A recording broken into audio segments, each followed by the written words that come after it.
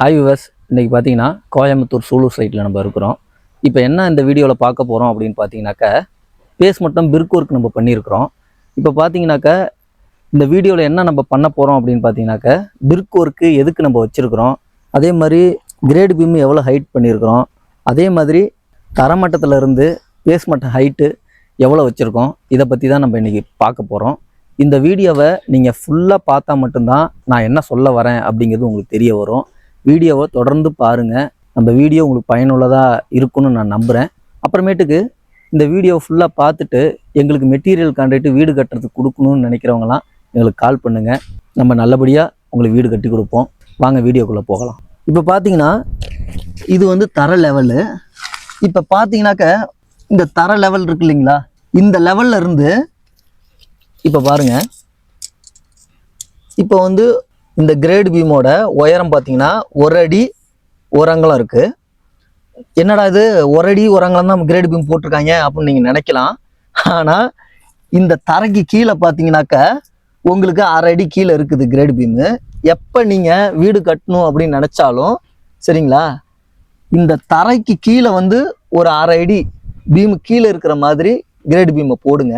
அப்போ தான் நாளைக்கு மழை இந்த பக்கம் பேஞ்சு தண்ணி கிண்ணி வந்துச்சுன்னா இந்த அரிப்பு தன்மை வராது. இந்த கிரேட் பீமு இந்த தரமட்டத்துக்கு மேலே இருந்துச்சு அப்படின்னாக்க உள்ளே நம்ம கிராவல் கொட்டுவோம்.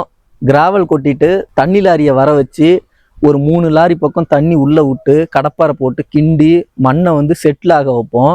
அப்போ தண்ணி ஊற்றுறப்ப என்ன ஆகும்னா, இந்த தர லெவலுக்கு மேலே கிரேட் பீம் இருந்துச்சுன்னா தண்ணி உள்ளே ஊற்றுறப்ப இது வழியாக பிடுங்கிக்கிட்டு அந்த மண்ணோட அரிச்சிக்கிட்டு உள்ளேருந்து தண்ணி வெளியே வரும். அந்த மாதிரி என்றைக்குமே நம்ம பண்ணக்கூடாது. அதுக்கு தான் நான் இதை சொல்கிறேன் உங்களுக்கு. அதுக்கப்புறம் பார்த்தீங்கன்னா இங்கே நம்ம கிரேட் பீம் போட்டிருக்கோம் பாருங்கள்.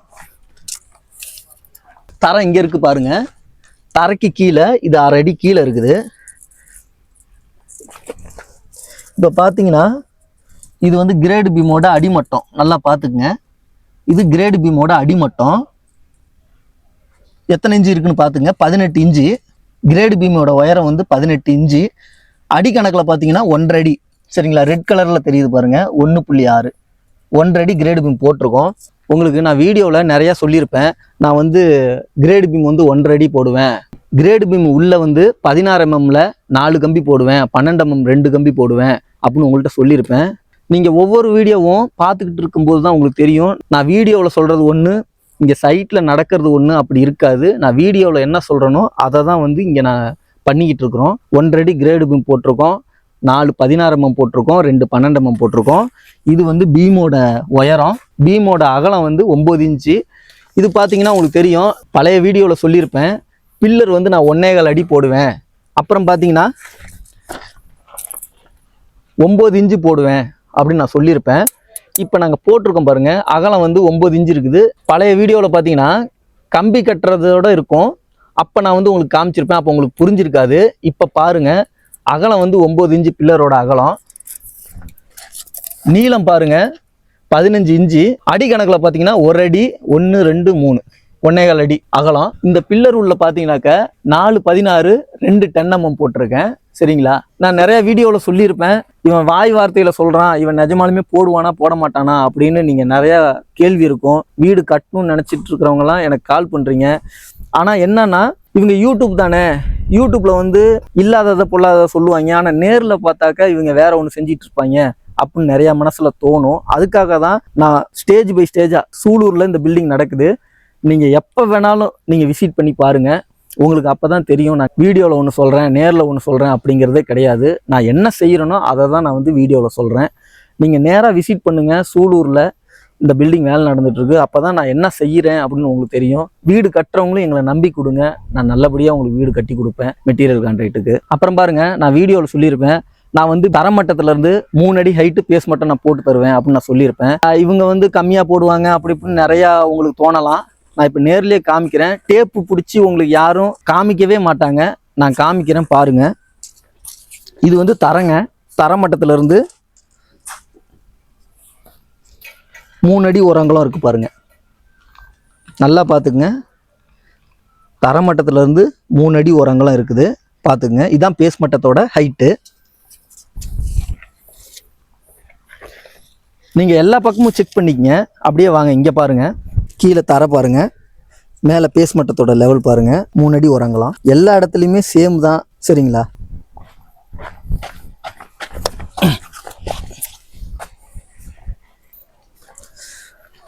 இப்போ பேஸ் மட்டத்தோட ஹைட்டு பார்த்துட்டிங்க, 3 அடி உரங்கலாம் வச்சு நான் பேஸ் மட்ட லெவல் ஃபினிஷிங் பண்ணியாச்சு. ஆனால் இப்போ பேஸ் மட்டத்தில் வந்து நம்ம ஃப்ளையா செங்கல் தான் நம்ம வச்சுருக்குறோம். இந்த ஃப்ளையா செங்கல் எதுக்கு வச்சுருக்கோம்னு ஏற்கனவே நான் உங்கள்கிட்ட சொல்லியிருப்பேன் வீடியோவில். இப்போ இந்த ஃப்ளையா செங்கல் வைக்காமல் செங்கலில் வச்சுருந்தா என்ன நடக்கும் அப்படிங்கிறத நான் சொல்கிறேன். செங்கல் சுவர் வைக்கிறோம் அப்படின்னு வச்சுக்குவோம். செங்கல் சுவர் வச்சோம்னா செங்கலில் வந்து நம்ம செம்மண் தான் வச்சு சூளையில் வச்சு எடுப்பாங்க. அது வந்து மண், செம்மண். சரிங்களா? அந்த செங்கலை நீங்கள் ஒரு பக்கெட்டில் தண்ணி ஊற்றி உள்ள செங்கலை விட்டு எடுங்க. எடுத்ததுக்கப்புறம் பார்த்தீங்கன்னா தண்ணி நல்லா உரியும். காரணம் வந்து தண்ணி வந்து செங்கல் நல்லா உரியும். உறிஞ்சதுக்கப்புறம் நீங்கள் வெளியே எடுங்க. அந்த செங்கலை நீங்கள் மோந்து பாருங்கள், மண் வாசனை அடிக்கும். அந்த மண் வாசனை அடிக்கிறப்ப அந்த பேஸ் மட்டத்துக்கு நம்ம செங்கலை இது மாதிரி வச்சிடறோம்னு வச்சுக்கோங்க. அப்போ மழை பெய்யும், வெளியிலேருந்து மழை தண்ணி படும். என்னதான் நம்ம செவுரு வந்து பூசி இருந்தாலும் தண்ணி வந்து உள்ளே போகும். எப்படியா இருந்தாலும் செங்கலில் நம்ம சுவர் வச்சிருக்கிறப்ப மண் வாசனை வரும். அது நம்மளால கண்டுபிடிக்கலனாலும் இந்த கரையான் இருக்குது இல்லைங்களா, கரையானால் எப்படியும் கண்டுபிடிக்க முடியும். அப்போ இங்கே மண் இருக்குன்னு அது தெரிஞ்சுக்கிட்டு உள்ளே வந்து கரையான் வந்து வரும். உள்ள கரையான் வந்துச்சு அப்படின்னாக்க என்ன நடக்கும் அப்படின்னாக்க, வீட்டுக்கு வந்து நிலவு வைப்போம். நிலவு எதில் வைப்போம்? மரத்தில் வைப்போம். டோரும் வந்து மரத்தில் தான் வைப்போம். அப்படிங்கிறப்ப அந்த கரையான் வந்து நிறையா வீட்டில் பார்த்தீங்கன்னா அந்த நிலை அந்த டோரெல்லாம் தின்றும். தின்கிறப்ப நம்ம காசு போட்டு வீடு கட்டுறோம், இப்படிலாம் நடக்குதுன்னு மனசில் ரொம்ப கஷ்டமாக இருக்கும். அதை நம்ம ஒன்றுமே பண்ண முடியாது. அதோட தலையெழுத்து அவ்வளோதான்ட்டு நம்ம விட்டுட்டு போக வேண்டியதான். அதுக்கு தான் நான் என்ன பண்ணியிருக்கோம் அப்படின்னு பார்த்தீங்கன்னா, இப்போ வந்துட்டு இது வந்து ஃபுல்லாக ஃப்ளையா செங்கல் வச்சுருக்குறோம் பேஸ் மட்டத்தில்.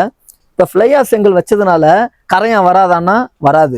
என்ன காரணம் அப்படின்னாக்க, செங்கல் வந்து செம்மண்ணில் செய்யறதுனால தண்ணி பட்டுச்சுன்னா மண் வாசனை வரும். அதை மோந்து பார்த்துட்டு எங்கே இருந்தாலும் கரையான் உள்ளே வந்துடும். இந்த செவுரு வந்து நம்ம ஃப்ளையா செங்கலில் கட்டியிருக்கிறதுனால உங்களுக்கு பார்த்தீங்கன்னா இந்த ஃப்ளையா செங்கலை அந்த தண்ணி உள்ள விட்டு எடுத்து மோந்து பாருங்க, மண் வாசனை வராது. ஏன்னா இது எம்சாண்டு அப்புறம் சிமெண்ட்டு கலந்த ஒரு கல். சரிங்களா? அப்படிங்கிறப்ப இதில் வாசனை வராது. இதனால கரையான் வந்து உள்ளே வராது. புரியுதுங்களா நான் சொல்ல வர்றது? அப்படிங்கிறப்ப இதில் கரையான் வராது. நம்ம பேஸ் மட்டம் வந்து இந்த கரையான் தொல்லை இல்லாமல் நம்ம வீடு பாதுகாப்பாக இருக்கும். அதுக்காக தான் இந்த ஃப்ளையா செங்கலை நம்ம யூஸ் பண்ணியிருக்கிறோம். அதே மாதிரி தண்ணி தொட்டியும் பாருங்கள், ஃப்ளையா செங்கலில் தான் நம்ம யூஸ் பண்ணியிருக்கிறோம். அதுவும் நான் வீடியோ போட்டுப்பேன் உங்களுக்கு. நம்ம சேனலில் பழைய வீடியோலாம் இருக்கும், அதெல்லாம் உள்ளே போய் சேனல் உள்ளே போய் பாருங்கள். அப்போ தான் நாங்கள் என்ன சொல்ல வரோம், எப்படி வீடு கட்டலாம், எப்படி வாஸ்துபடி கட்டலாம், எப்படி பிளான் போடலாம், எப்படி அஸ்திவாரம் நோண்டலாம், எப்படி புட்டிங் நோண்டலாம், எல்லாம் உங்களுக்கு தெளிவாக தெரிய வரும். அப்போ தான் எங்களை பற்றின ஒரு புரிதல் உங்களுக்கு வரும். நம்ம ஒரு வீடு கட்டுறோம், அடுத்தவங்களை ஏமாற்றி பொழைக்கணுங்கிற எண்ணம் எனக்கு எப்போதுமே கிடையாதுங்க. ரெகுலராக வீடு வந்து நம்ம கட்டி கொடுத்துக்கிட்டு இருக்கணும். நமக்கு லாபம் இல்லைனாலும் பரவாயில்ல, கொஞ்சம் லாபம் கிடைச்சா போதும் அப்படிங்கிற ஒரு மோட்டிவ்ல தான் நாங்கள் இதை பண்ணிக்கிட்டு இருக்கிறோம். முழுசாக நீங்கள் ஆதரவு கொடுங்க. ஒரு ஸ்கொயர் ஃபீட் வந்து 3000க்கும் செய்கிறாங்க, 2500க்கும் செய்கிறாங்க.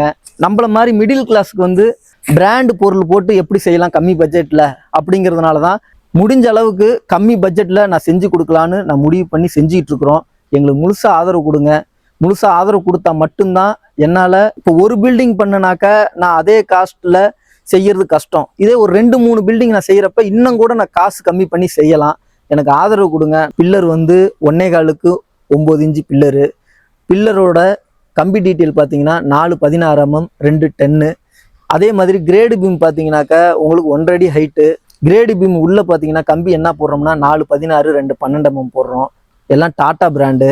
சிமெண்ட்டு பார்த்தீங்கன்னாக்கா அல்ட்ராடெக்கு, ராம்கோ போட்டுட்ருக்கோம். அப்படியே பாருங்கள், சிமெண்ட் பேக் அங்கே இருக்குது. அப்படியே பாருங்கள், சிமெண்ட் சாக்கு கிடக்கு பாருங்கள், Ramco cement. Ramco cement UltraTech தான் நம்ம போடுறோம். அதனால் முடிஞ்ச அளவு எவ்வளோ கம்மியாக பண்ண முடியுமோ நாங்கள் பண்ணிகிட்ருக்கோம். ஸ்கொயர் ஃபீட்டுக்கு வந்து நம்ம வந்து வெளியூர்னா 2300 வாங்கிட்டுருக்கோம். இதே லோக்கல்னா 2250 நம்ம வாங்கிட்டுருக்கோம். எங்களுக்கு ஆதரவு கொடுங்க. நல்ல பிராண்டடோடு நாங்கள் போட்டு பண்ணிகிட்ருக்குறோம். நீங்கள் எங்கள் வீடியோவை பார்த்துட்டு எங்களுக்கு மெட்டீரியல் கான்ட்ராக்ட்டுக்கு வீடு கட்டி கொடுங்க அப்படின்னு சொல்லிக்கிறவங்க எங்களுக்கு ஸ்க்ரீனுக்கு கீழே எங்கள் நம்பர் இருக்கும். எங்களுக்கு கால் பண்ணி பேசுங்க. நம்ம நல்லபடியாக வீடு கட்டி கொடுக்கலாம். எங்களை முதல்ல நம்புங்க. அப்போ தான் நாங்கள் வந்து செஞ்சு கொடுக்க முடியும். இவங்க வெளியூரில் இருக்கிறாங்க, எப்படி செஞ்சு கொடுப்பாங்க அப்படின்னு நினைக்காதீங்க. எனக்கு கொடுத்தாதானே நான் செஞ்சு கொடுப்பேனா கொடுக்க மாட்டேனான்னு உங்களுக்கு தெரியும். இப்போ இது வந்து சூலூர் சைட்டு கோயம்புத்தூர்ல இருக்குது, நான் வந்து திருப்பூர்ல இருந்து இங்க வரணும்னா எனக்கு 50 கிலோமீட்டரு, 50 கிலோமீட்டர் வந்து நான் செஞ்சு கொடுத்துட்டு இருக்கிறேன். இந்த சைட்டை என்னால் செஞ்சு கொடுக்குறப்ப நீங்க சென்னையில இருப்பீங்க, திருச்சியில இருப்பீங்க, தஞ்சாவூர்ல இருப்பீங்க, என்னால் செஞ்சு கொடுக்க முடியாதுங்களா? கண்டிப்பா செய்யலாங்க, நம்பிக்கை தான். என்னை நம்புங்க, நான் செஞ்சு கொடுக்குறேன். கீழே எங்க நம்பர் இருக்கும், கால் பண்ணி பேசுங்க, நல்லபடியா வீடு கட்டி கொடுக்கலாம். இனி துவங்குவதெல்லாம் இனியதாய் துவங்கட்டும்.